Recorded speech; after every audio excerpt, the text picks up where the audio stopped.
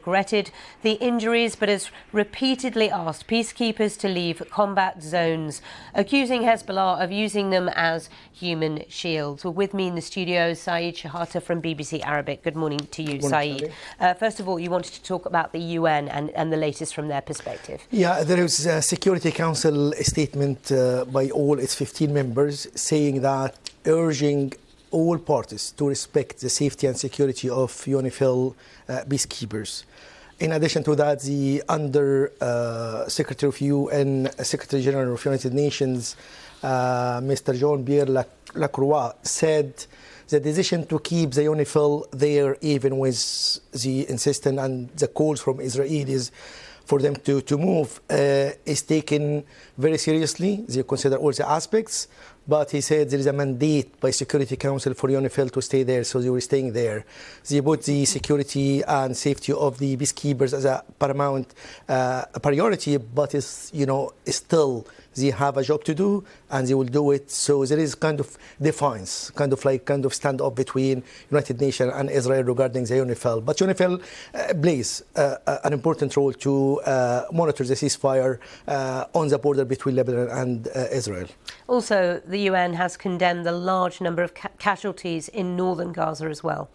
There is many casualties in Jabalia in the north, also Nusayrat in the central, and the Khan Yunis, so they strike everywhere.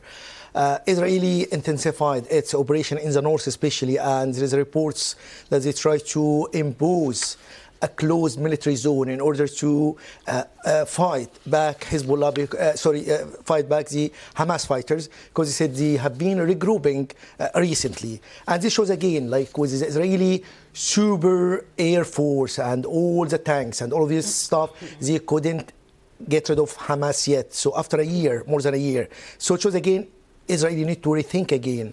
Is it a good strategy? Is a military or a solution of two-state solution so Hamas can be part of a future government and can be dealt by the Palestinians themselves? This is a call by international community, by the American president, by all parties in the world except Mr. Netanyahu. Mr. Netanyahu sees the only way to get rid of Hamas, achieve the security of Israeli, is to dismantle, get rid of Hamas, but this is not happening.